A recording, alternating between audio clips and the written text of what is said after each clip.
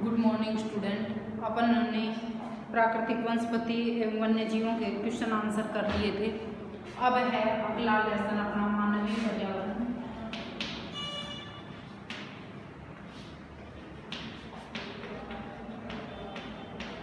इसमें अपन पढ़ेंगे बस्तियां,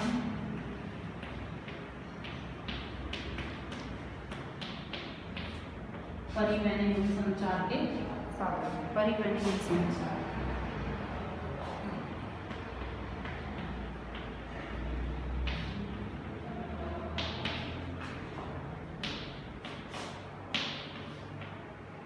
अब देखो मानवीय पर्यावरण, इसमें अपन मुख्यतः आज पढ़ेंगे अपन बस्ती।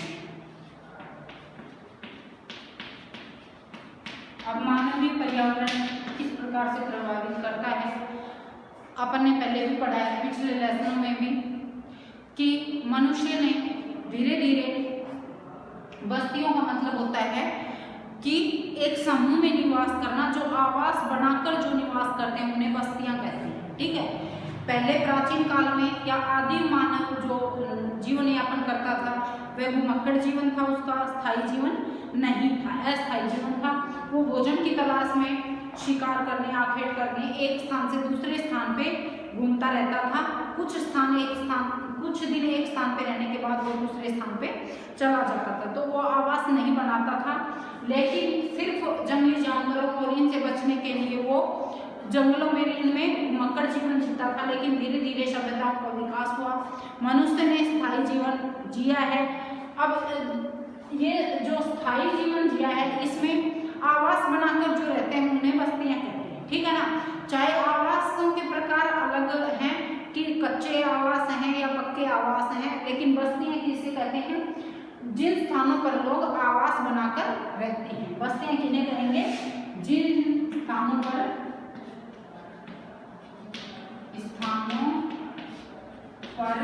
लोग आवास बनाकर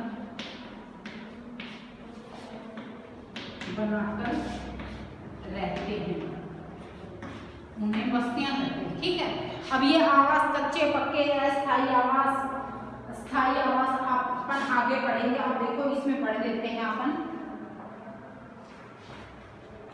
अध्याय 1 में आप पढ़ चुके हैं प्रारंभिक मानव भोजन, वस्त्र एवं आवास के लिए पूर्ण रूप से प्रकृति पर निर्भर था, लेकिन समय के साथ उसने नए कौशल विकसित करके खाद्य पदार्थों का उत्पादन, घर बनाने, यातायात एवं संचार के बेहतर साधनों का विकास किया है। इस प्रकार उसने अपने आवास के वातावरण को अपने अनुकूल बनाया है। अब सबसे पहला है बस्तियां। बस्तियों में देखो वे स्थान जहाँ लोग अपने लिए घर बनाते हैं उन्हें बस्तियां कहते हैं। ठीक है, वो घर किसी भी प्रकार के हो सकते हैं, अपन आगे बढ़ेंगे। प्रारंभिक मनुष्य वृक्षों एवं गुफाओं में निवास करते थे। जब उन्होंने फसलें उगाना आरंभ किया तो उनके लिए एक जगह स्थायी घर बनाना आवश्यक हो गया। बस्तियों का विकास नदी घाटियों के निकट हुआ क्योंकि यहाँ पर्याप्त मात्रा में जल उपलब्ध था एवं भूमि उपजाऊ थी। अब नदियों के किनारे अपन ने विभिन्न सभ्यताएं भी पढ़ी हैं कि जैसे सिंधु घाटी सभ्यता है, नील नदी की सभ्यता है, हांगो सभ्यता है चीन में, मेसोपोटामिया की सभ्यता है, वो सारी नदियों के किनारे विकसित हुई। क्यों? क्योंकि नदियों के किनारे ही सबसे पहले मनुष्य ने बस्तियां बसाई थी या सभ्यताओं का विकास वहीं हुआ है। क्यों? क्योंकि बस वहाँ पर एक तो नदियों के किनारे उसको जल की आपूर्ति हो जाती थी, दूसरा अब जहाँ जिन क्षेत्रों में नदियाँ होती हैं वहाँ की भूमि भी उपजाऊ होती है। कृषि कार्य ही तो करने लगा था मनुष्य पहले, तो कृषि कार्य और पशुपालन के लिए उसको पर्याप्त जल और वो मिल जाता था, इसलिए उसने जल या नदियों के किनारे ही सभ्यताओं का विकास किया प्रारंभ में। व्यापार, वाणिज्य एवं विनिर्माण के विकास के साथ ही मानव बस्तियां बड़ी होती गई। नदी घाटी के निकट बस्ती पनपने लगी तथा सभ्यता का विकास हुआ। क्या आपको सिंधु, टिग्रिस, नील एवं हांगहो नदियों के किनारे विकसित हुई सभ्यताओं के नाम याद हैं? अब देखो मैंने बताया प्रारंभिक जीवन मनुष्य का अस्थायी जीवन था, वो एक स्थान से दूसरे स्थान पे जाता, फिर धीरे धीरे उसने स्थायी जीवन जीना शुरू किया और आवासों का निर्माण किया, उसे ही बस्तियां कहते हैं। अब देखो इसमें बस्तियां स्थायी तथा अस्थायी दो हो सकती हैं। अब अब बस्तियों के प्रकार कौन कौन से हैं? स्थायी बस्तियां और अस्थायी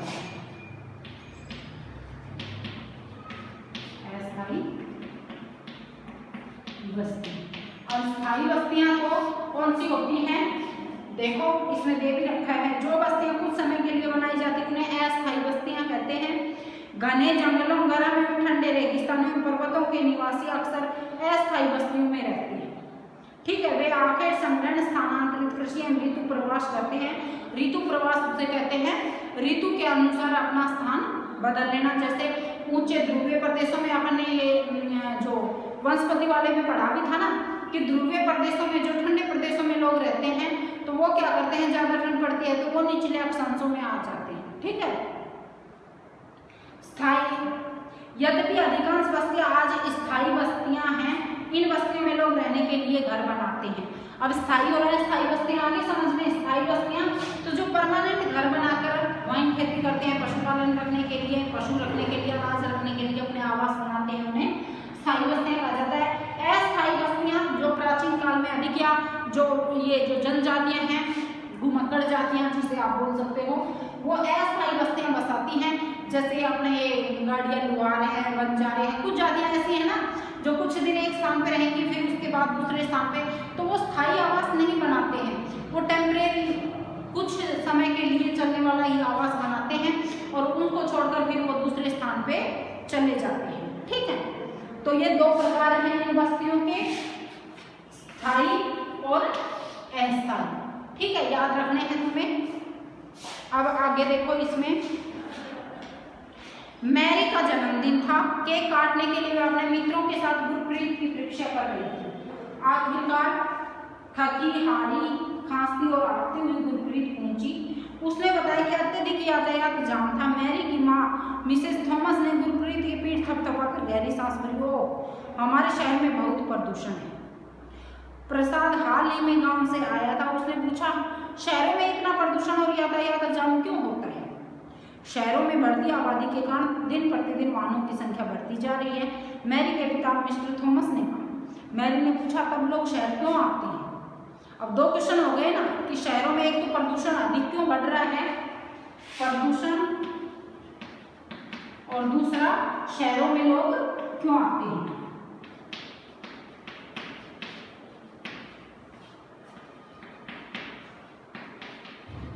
क्यों आते हैं? अब दो क्वेश्चन पूछ लिए। ये देखो, ये इस वृत्तांत के अनुसार अपन को जो मानवीय पर्यावरण या अपन जो बस्तियां बन रहे हैं, इनके कारकों की व्याख्या करने की कोशिश में बताया गया है। देखो आपके समझ में आ जाएगा। उसकी मां ने उत्तर दिया, वे यहाँ नौकरी, बेहतर शिक्षा और चिकित्सा सुविधा की तलाश में आते हैं। किस लिए आते हैं? नौकरी, बेहतर शिक्षा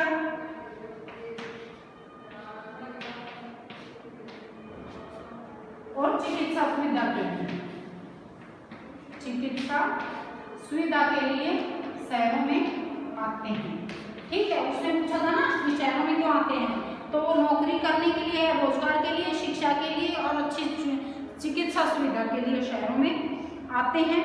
मैरी ने फिर पूछा, यदि इतनी अधिक संख्या में लोग शहर में आते रहेंगे तो ये सारे लोग कहाँ रहेंगे? कि मतलब ये है कि अधिक जनसंख्या अगर शहर में आ जाएगी तो फिर वो बसने की जमीन छोटी पड़ेगी ना, घनत्व अधिक हो जाएगा ना, तो ये भी एक समस्या है प्रदूषण की तरह। मिस्टर थॉमस ने कहा, यही कारण है कि अत्यधिक संख्या में गंदी बस्तियां और अवैध कब्जे वाली बस्तियां दिखाई देती हैं, जहां लोग भीड़ भाड़ में अस्वास्थ्यकारी परिस्थितियों में रहते हैं। शहरों में जल एवं विद्युत की कमी एक सामान्य समस्या है। प्रसाद ने कहा, हमारे गांव में बड़े सिनेमा घर, अच्छी सुविधाओं वाले स्कूल एवं अच्छे अस्पताल नहीं हैं, लेकिन यहाँ बहुत सारी खुली भूमि एवं सांस लेने के लिए ताजी हवा मिलती है। जब मेरे दादाजी बीमार थे तो उनको शहर के अस्पताल में लाना पड़ा था। अब देखो, इस वृत्तांत के अनुसार अपन को क्या सीखने को मिला है? इसमें मैरी और ये एक दो जो गुरप्रीत ये हैं, इन्होंने बताया कि अधिक वाहन, जैसे गुरप्रीत नहीं पहुंच पाई, वो जाम था। अधिक वाहनों की गति, वाहनों की संख्या बढ़ने से वहाँ जाम है, क्योंकि शहर में जब अधिक जनसंख्या जहाँ निवास करती है वहाँ ये प्रदूषण की, स्वास्थ्य की, ये चिकित्सा की सारी सुविधाओं की जो कमी हो जाती है, इसलिए फिर वो परेशानियों का सामना करना पड़ता है। अब इन्होंने कहा कि शहरों में आकर इतनी परेशानियां हैं, जाम की समस्या है, प्रदूषण की समस्या है, भूमि की समस्या है, पानी की समस्या है, शुद्ध पेयजल अपन को नहीं मिलता है, शुद्ध वातावरण अपन को नहीं मिलता है, तो फिर शहरों में लोग आ क्यों रहे हैं?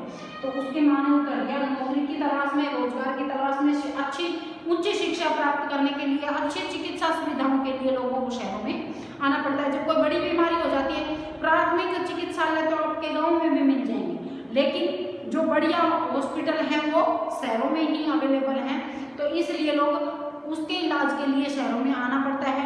उच्च शिक्षा प्राप्त करने के लिए अच्छे कॉलेज में पढ़ाई करनी है, अच्छे स्कूल में हायर शिक्षा प्राप्त करने के लिए लोगों को शहर में आना पड़ता है। अब इतनी अधिक संख्या में लोग शहर में आते हैं तो वहाँ की जनसंख्या बढ़ती है, वहाँ की जनसंख्या बढ़ती है तो वहाँ रहने की, खाने की, ये सारी प्रदूषण की सारी समस्याएं उत्पन्न हो जाती हैं। ठीक है, अब ये बस्तियों की बात कर रहे हैं अपन।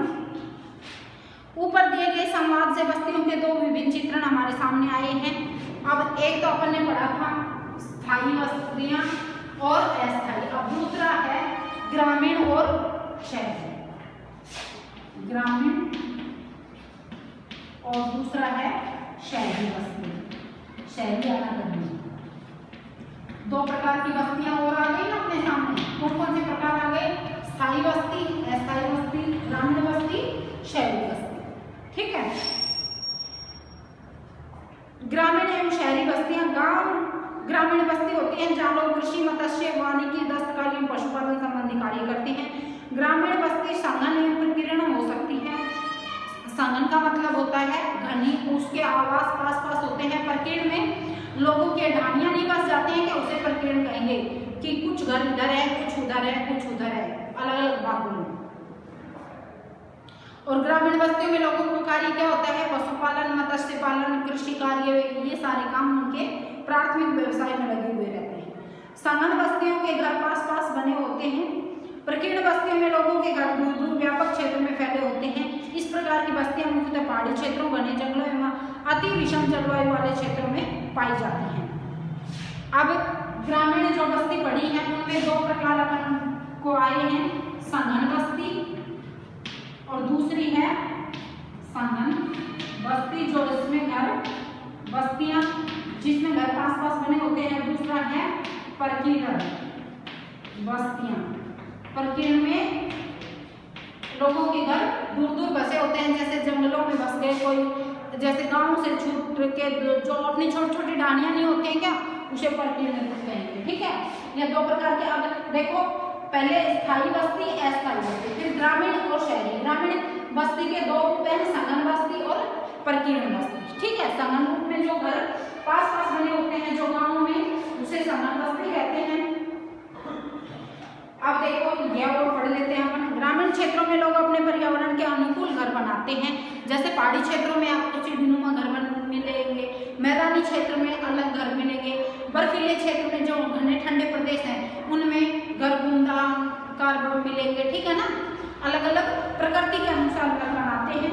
अत्यधिक वर्षा वाले क्षेत्रों में ढाल वाली छत बनाते हैं। जिस स्थान में वर्षा के समय जल का जमा होता है वह ऊंचे प्लेटफॉर्म और स्टील्ट पर घर बनाए जाते हैं। ठीक है ना, गर्म जलवायु वाले क्षेत्रों में मिट्टी की मोटी दीवार वाले घर बनाए जाते हैं जिनकी छतें फूस की बनी होती हैं। स्थानीय सामग्री जैसे पत्थर, पंख का मतलब होता है कीचड़नुमा, वो जो मिट्टी से जो घर बनाते हैं ना उनको पानी डाल के उसके द्वारा वो चिपकाया जाता है। चिकनी मिट्टी, तृण आदि का उपयोग घर बनाने में किया जाता है। अब नगरीय बस्तियों में, नगर छोटी एवं शहर उससे बड़ी बस्तियां होती हैं। नगरीय क्षेत्रों में लोग निर्माण, व्यापार एवं सेवा क्षेत्र में कार्यरत होते हैं। अब देखो अपन ने दो चीजें पढ़ी हैं। ग्रामीण क्षेत्र की बस्तियों के लोग किसमें कार्य करते हैं? पशुपालन, कृषि कार्य, मत्स्य पालन, आखेट करना, वो प्राथमिक व्यवसाय में लगे हुए रहते हैं। लेकिन शहरी लोग देखो निर्माण कार्य, व्यापार एवं सेवा क्षेत्र में कार्य करते हैं। अपने राज्य के कुछ गांव, नगरों एवं शहरों के नाम लिखिए। अब देखो आज अपन ने बस्तियां पढ़ी हैं। बस्तियां दो प्रकार की होती हैं, स्थायी और अस्थायी। जो स्थायी निवास करके रहने लग जाता है मनुष्य, जैसे प्राचीन काल में अस्थायी जो अपने मकड़ जातियां हैं वो अस्थायी बस्तियां बसाती हैं, और स्थायी जो परमानेंट निवास होता है ना वो स्थायी होता है। इसके भी अब दो रूप हैं, ग्रामीण और शहरी बस्तियां। स्थायी बस्तियों में अब ग्रामीण बस्तियों में अपने दो मुख्य पड़े, संघन बस्तियां और प्रकीर्ण बस्तियां। संघन बस्तियों में पास पास घर बने होते हैं, जैसे बड़े बड़े बड़े गांव जो बसे हुए होते हैं वो संघन बस्तियों में आएंगे। और प्रकीर्ण बस्तियों में या तो पहाड़ी क्षेत्रों पर या जो मरुस्थलीय क्षेत्र हैं इनमें, या जैसे जो पर्वतीय क्षेत्र हैं, पठारी क्षेत्र हैं, उनमें क्या करते हैं लोग बिखरे बिखरे घर बना लेते हैं। जैसे 10 घर इधर बस गए, 50 घर उधर बस गए, 10-20 घर उधर बस गए। ये जो छोटी छोटी ढानियाँ नहीं होती है क्या अपनी आसाम भाषा में, उसे प्रकीर्ण बस्ती कहेंगे। उसके बाद है ये ग्रामीण बस्तियों में लोग प्राथमिक व्यवसाय में लगे रहते हैं, जिसमें मत्स्य पालन, पशुपालन, कृषि ये व्यवसाय होता है। जबकि शहरी बस्तियों में देखो, शहरी बस्तियों में लोग निर्माण कार्य, व्यापार, वाणिज्य, सेवा कार्य इनमें लगे रहते हैं, द्वितीय, तृतीय और चतुर्थ पंचम व्यवसाय में, ठीक है ना। अब शहरी क्षेत्र की अपनी अलग समस्याएं हैं, ग्रामीण क्षेत्र की अपनी अलग समस्याएं। आज अपन ने ये पढ़ लिया है बस्तियां। अब अगला अपन सब पढ़ेंगे परिवहन।